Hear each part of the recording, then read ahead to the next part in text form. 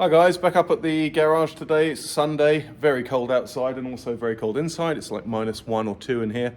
But I'm just doing some work on the rear suspension, and I'll just give you a quick update because I haven't done any filming so far. Okay, so what have I been doing? I have been putting in the handbrake cables. So this is the new handbrake cable and this is the old one, which is fine. So I'm just going through and putting the parts back in. I've had some of these plated, but these are the parts. That's the little pin that you have to be careful. This is really important, this little pin, because you actually can knock it out between this part, that's where the pin goes in, and this part. So I didn't realize it was removable when I first started taking it apart, but then realized later, and obviously it makes your life a lot easier knowing that's removable. So I'm putting those together. I've done nothing this side, but I put the brake disc on this side. I cleaned it up as well. What else have I done? I can't even remember. I've lubricated some joints and stuff like that. Gone through and started to tighten up the bolts, the nuts and bolts on all of these fittings. Obviously not torquing them, just they're still almost finger loose because you don't torque any of the suspension bolts until the weight of the car is on the wheels. So yeah, I'm just gonna crack on with the handbrake and the rear brakes and see how far I get on. Obviously the next step then is to put on the handbrake shoes. Right, so it's pretty fiddly putting the handbrake mechanism back together. Maybe Porsche experts have a knack of doing it, but it took a while. But it is done now. So that's the mechanism there, all in. These springs you push and turn, but I mean, I ended up just pushing them in and they catch on the alloy housing behind. I don't know if you can see this one. Let's have a look. Oh yeah, sort of, you can just see it's clinging on there to the lip. It's got a hook. And that is that mechanism done. So actually I can put on the disc brake now. Okay, just packing up for the day, and I've got that other handbrake mechanism all fitted. The next step, I guess, on the rear subframe is to, I mean, I've got to fit the disc brakes and the stone guards onto the wheel carriers, but I don't want to do that until I've actually torqued up these bolts here. It's so much easier to get to them, so I'll probably end up doing that with the jack. But I think that's when the engine's back in, because if I try and preload the suspension without the engine in, the car's just going to lift off the lift, so that isn't going to be too clever. But yeah, that's it for the day. It's about 4 o'clock in the afternoon. It's quite cold, as I said, but I don't actually get that cold in the garage because I'm always moving around and stuff. Yeah, happy with the progress, and I'll probably carry on maybe next weekend. I'll see you later. Okay guys, so I've got the situation whereby the Porsche's on the lift, but I need to bring the BMW in and put that on the lift. And obviously there's no wheels on this. So what I'm gonna do is I'm gonna put the wheels on this, but before I do that, brake discs and so on, so I can actually roll this rolling chassis out, if you like, because it's got no engine or gearbox in it, and then get the BMW in. But I've got to get the BMW in because we're driving to England in a few days time, and I need to do some work on it, so needs must.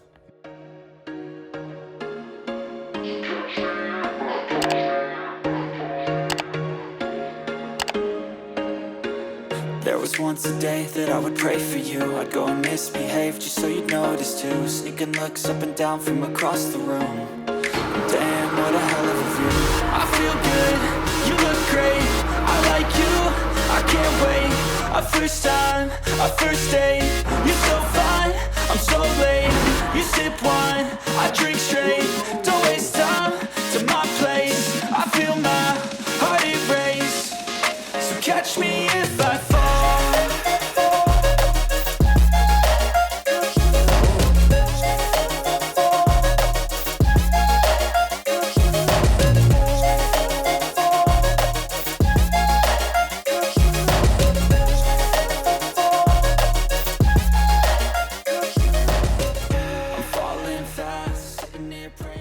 back up at the workshop for the first time this year, and I've just done a bit of a tidy up, and now I'm back on the brakes for the Porsche. So what I have to do is I have to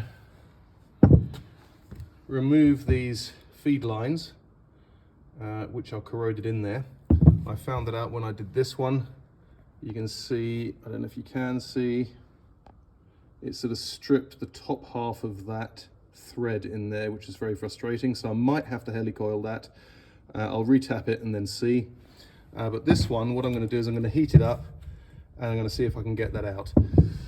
Otherwise, I've taken the pistons, or a couple of the pistons, out of this one here, and they seem okay. What I will do is rub down, clean up the top surfaces and maybe paint them with a heat-resistant paint. But I will probably reuse the seals in here because they're absolutely fine. No point changing something if it doesn't need doing. However, in this one, sorry, the lighting is very bad. In this one, they've been damaged in there, you can see, by somebody other than me, who's tried to, I don't know, get these vibration plates out from the pistons, because you can see the pistons have a cavity in them, and it's these brackets which I think they're for vibration on the front calipers. They fit into those pistons very snugly, so if they've been left there for years, then they ain't coming out. So the way I got these ones out is to heat these up gently, obviously, and then slide them out. So I'm going to do exactly the same with this one. Okay, so I also used a Dremel to tidy that up a little bit to try and get all the crud out, and there was quite a bit of, you know, corrosion there between the aluminium caliper and the steel nipple there. So what I'm going to do is I'm going to heat it up gently. So basically what I mean by that is I'm just going to aim the flame sort of past the caliper and onto the nipple there, and then tighten it up a tad before I try and undo it. Okay, so I've got the caliper in the vise. I've just protected the face of the caliper with a piece of wood. Although I'm wondering whether I actually repaint them. I'll have to repaint parts of them, definitely. But I don't know if I do a full refurbishment on them or not. But anyway, I'm going to heat it up gently. I've got my number 10 ring spanner there, and I'm just trying to, and I'm going to go just try and ease that out. Okay, so that's going now. I've just wobbled it backwards and forth. I've also got water on there. I guess you could use oil, but just I've doused it in water just in the hope that the metal would then contract and then break away from the aluminium housing. But that's coming out now, so let's have a look. Okay, so looking at this for the first time through the camera is a bit difficult, but let me have a look over the camera. I can see a thread there, but I'm sure it will need to be retapped. Oh, I can't get any kind of focus on here. I'll clean that out and see what kind of a thread is left. Okay, so I just gave that nipple a clean up and ran it back into that thread very gently, obviously, and that looks fine. So I'm very pleased with that. I've managed to save one of them so far. The other one, as I say, on the other caliper, which is over there, didn't go quite so well. So as I say, maybe helicoil or retap.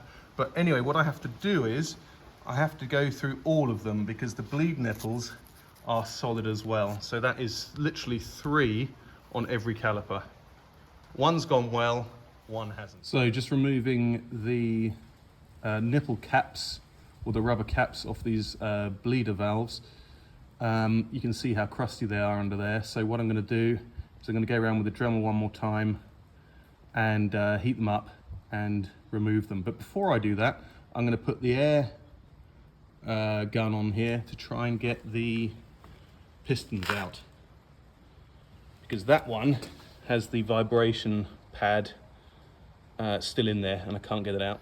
Okay, so working on these brakes, it does take a long time if you're doing it for the first time and you don't have, I don't know, particularly the right tools. So I've managed to get 2 of the bleed nipples out and the threads are pretty good. You know, I mean, you can see how the aluminium has been eaten away by the salt there. but that one's a lot better. So they've come out. I haven't done these two yet on this one, but what I have seen is quite a bit of pitting and corrosion on the aluminium, so it's really looking towards taking all of the seals out and refurbishing them, but that's quite a big job. But I just wanted to give you an idea of the efforts I'm going to over here. So why isn't that focusing? So this is one of the pistons, and this is the remnants of that resonating plate, or whatever you call it, which, you know, sticks onto the brake pad and then goes into the pistons. But they invariably corrode, because that's just mild steel without much of a coating at all. And basically what I've done is I've lightly heated up this with the blowtorch. It's a bit Heath Robinson, but I've found I think that's an M6. So heated it up with this obviously still totally stuck in there. Quickly screwed the long screw in, and then it's a bit funny, threaded it through this. I won't really go into it, but threaded through that and then put it in the clamp, and then yanked on the bottom of this with a mole grip. So it comes out. So I don't know if you can really follow that, but it works for me. And you can see the amount of gunk, this is still hot, that's in here. It's really quite nasty. So you've got to be really careful with these, because these are aluminium, I believe, with, I think, oh, I don't want to get it wrong, but I probably will, a tungsten, potentially a tungsten coating, so you can't scratch the outside of these at all, he says, knocking it off. But what I will do is probably rub down the front face here, and then, as I said, spray paint them with a heat-proof paint. But yeah, it's getting quite late now. It's completely dark outside, and I've been up here for hours and made, oh Jesus, very little progress. It's quite frustrating. But I'm going to go home now, because I am traveling again tomorrow, back over to Holland, and back for Wednesday. So yeah, I'll be back on it next weekend, most likely. See you then.